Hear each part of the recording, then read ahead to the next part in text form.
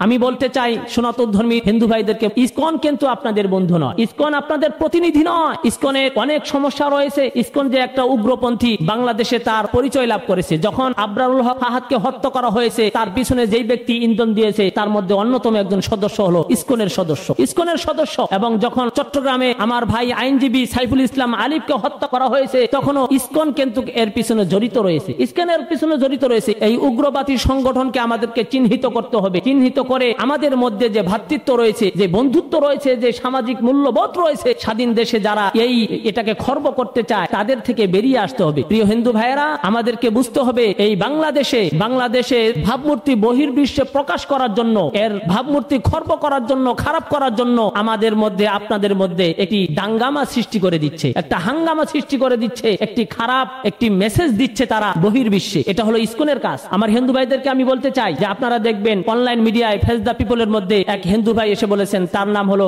গোবিন্দ প্রামাণিক। তিনি বলেছেন ইসকনের যে কার্যকলাপ, ইসকনের যে আদর্শ, এটা আমরা সনাতন ধর্মীরা এটাকে মেনে নেই না। ইসকনকে আমরা ভালোবাসি না, কারণ ইসকনের অনেক আদর্শ এরকম রয়েছে যেটা সনাতন ধর্মের সাথে যায় না, ইসকনের আদর্শ হলো শুধু শ্রীরামের, শ্রীকৃষ্ণর কিছু পূজা করবে আর অন্য কোনো পূজা লাগবে না। এটা সনাতন ধর্মীর আদর্শ নয়। এবং সনাতন ধর্মীর যারা সঠিক আদর্শবান, যারা সনাতন ধর্মীকে লালন করে, পালন করে, তারা তাদের এই ভুল ধরতে পেয়ে সনাতন ধর্মীর ব্যক্তিরা ইসকনকে সাপোর্ট করে নাই। এখন পর্যন্ত অনেক সনাতন ধর্মীর ব্যক্তিরা ইসকনকে সাপোর্ট করে না। বর্তমান বাংলাদেশে হিন্দু মুসলিমদের মধ্যে এক দাঙ্গা বাজানোর জন্য পায়তারা চলতেছে। আমরা সকালবেলা খবরের কাগজ দেখলেই দেখতে পারি যে বাংলাদেশে হিন্দু মুসলিমদেরকে নিয়ে একটা তর্ক বিতর্ক, আলোচনা সমালোচনা চলছে। এই আলোচনা সমালোচনা হিন্দু মুসলিমদের মধ্যে এত সুন্দর একটি ভ্রাতৃত্বকে নষ্ট করার জন্য, বন্ধনকে নষ্ট করার জন্য কারা পায়তারা করতেছে, এটা আমাদেরকে চিহ্নিত করতে হবে। প্রিয় উপস্থিতি, আমাদের ধর্মে, মুসলমান ধর্মে, মুসলিম ধর্মে, আমাদের ধর্মের আদর্শ হলো আমাদের রসুল সাল্লাল্লাহু আলাইহি সাল্লাম ও মুসলিমদেরকে নিয়ে সুন্দর সুন্দর বাণী বিশ্লেষণ করে গিয়েছেন। সেই বাণী, সেই আদর্শ আমরা লালন করি। সেই আদর্শের মধ্যে একটি আদর্শ হলো এমন, রাসূলুল্লাহ সাল্লাল্লাহু আলাইহি সাল্লাম একদিন দেখলেন এক বেদুইন মসজিদের নববীর মধ্যে প্রস্রাব করতেছে। রাসূল সাল্লাল্লাহু আলাইহি সাল্লাম এখন রাগান্বিত হইলেন না, রাগান্বিত না হয়ে তার প্রস্রাব সম্পাদন করা পর্যন্ত অপেক্ষা করলেন এবং পরবর্তীতে বেদুইনকে বলে দিলেন যে এটা আমাদের ধর্ম উপাসনালয়, এখানে তোমাকে প্রস্রাব করা যাবে না। এই আদর্শ অমুসলিমদের সাথে আমাদের রাসূল সাল্লাল্লাহু আলাইহি সাল্লাম করেছেন, দেখাই দিয়ে গিয়েছেন। সেই আদর্শ লালন আমরা মুসলিমরা করি। এবং রাসূল সাল্লাল্লাহু আলাইহি সাল্লাম হাদিসের মধ্যে ঘোষণা করে দিয়েছেন, কোন মুসলিম যদি অমুসলিমদের স্বাধীনতা খর্ব করে, তার মাল সম্পদ আত্মসাৎ করার জন্য চেষ্টা করে, সেই মুসলমানের বিপক্ষে, অমুসলিমের পক্ষে কাল কিয়ামতের দিন আমি রাসূলুল্লাহ সাল্লাল্লাহু আলাইহি সাল্লাম আল্লাহ রাব্বুল আলামিনের দরবারে মামলা দায়ের করব। রাসূল সাল্লাল্লাহু আলাইহি সাল্লাম অমুসলিমদের জন্য এই ফ্যাসিলিটি দিয়ে গিয়েছেন। আল্লাহ রাব্বুল আলামিন পবিত্র কালামের মধ্যে ঘোষণা করেছেন, ফালা তাসুব্বু আলিহাতাহুম ফায়াসুব্বুল্লাহ আদুওয়াম বিগাইরি ইলম। তোমরা অমুসলিমদের দেবদেবীকে গালিগালাজ করিও না, যদিও তারা না বুঝে তোমার রবকে গালিগালাজ করে।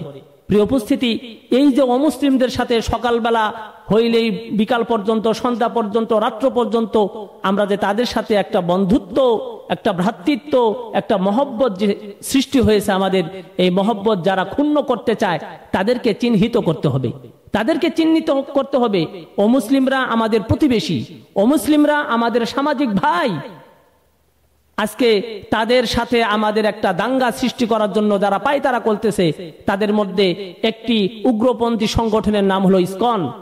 এই ইসকনের সংক্ষিপ্ত পরিচয় যদি আমরা জানতে চাই, ইসকনের জন্ম হলো যুক্তরাষ্ট্রের নিউ ইয়র্কে 1966 সালে। সেখান থেকে তারা জন্ম লাভ করার পরে ভারতে তাদের প্রধান কার্যালয়ে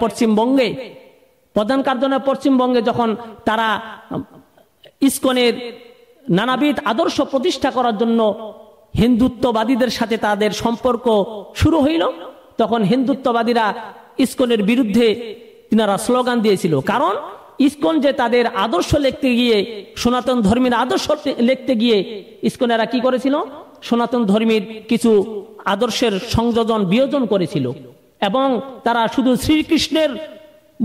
শ্রীকৃষ্ণের পূজা বা উপাসনা করার জন্যই তারা প্রস্তুতি নিতেছিল এবং সনাতন ধর্মীর অনেক আদর্শ, অনেক উপাসনালয় তারা ত্যাগ করেছিল। এটা হলো ইসকনের চরম একটি ভুল। এবং সনাতন ধর্মীর যারা সঠিক আদর্শবান, যারা সনাতন ধর্মীকে লালন করে পালন করে, তারা তাদের এই ভুল ধরতে পেয়ে সনাতন ধর্মীর ব্যক্তিরা ইসকনকে সাপোর্ট করে নাই।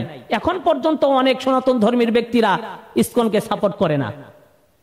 আমি বলতে চাই, সনাতন ধর্মীর হিন্দু ভাইদেরকে বলতে চাই, ইসকন কিন্তু আপনাদের বন্ধু নয়, ইসকন আপনাদের প্রতিনিধি নয়।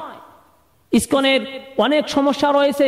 ইসকন যে একটা উগ্রপন্থী, বাংলাদেশে তার পরিচয় লাভ করেছে। যখন আবরারুল হক ফাহাদকে হত্যা করা হয়েছে, তার পিছনে যেই ব্যক্তি ইন্ধন দিয়েছে তার মধ্যে অন্যতম একজন সদস্য হলো ইসকনের সদস্য, ইসকনের সদস্য।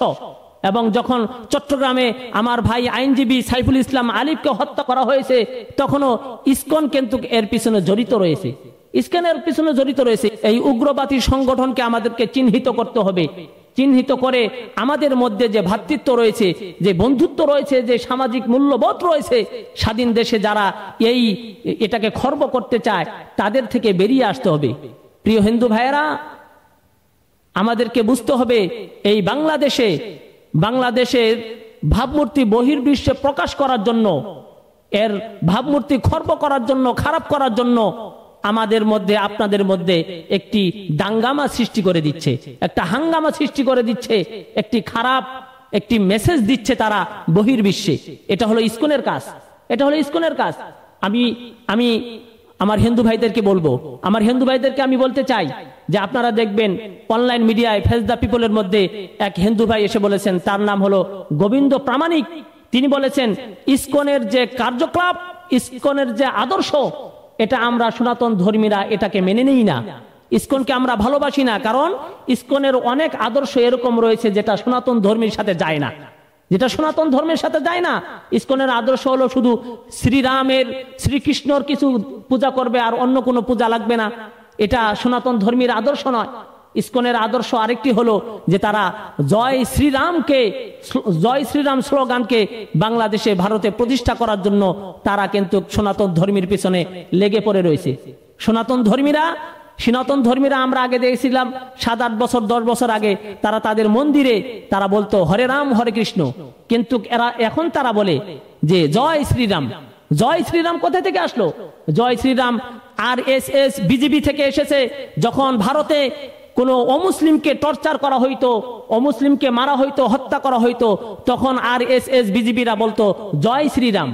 তার মানে হলো জয় শ্রীরামের সিগনিফিকেন্স হলো যে যত অন্যায় করা হবে জয় শ্রীরাম বলা হবে, সব অন্যায় মাফ হয়ে যাবে, সব অন্যায় বৈধ হয়ে যাবে।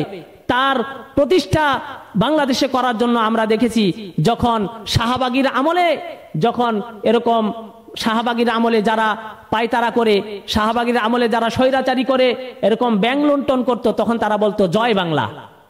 এবং যখন মানুষকে হত্যা করত, এই মরা দেহের উপরে তারা নেচে নেচে বলতো জয় বাংলা।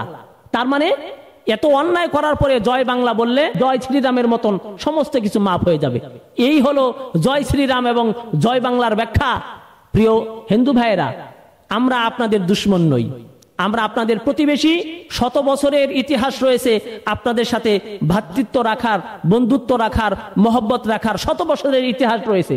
আপনার আর আমার মধ্যে যিনি ফাটল ধরাচ্ছে, যে উগ্রপন্থী, যে দালালেরা আপনার আর আমার মধ্যে সম্পর্কের জের আনতেছে, সম্পর্কের দাগ টানতেছে, তারা হলো ইসকন।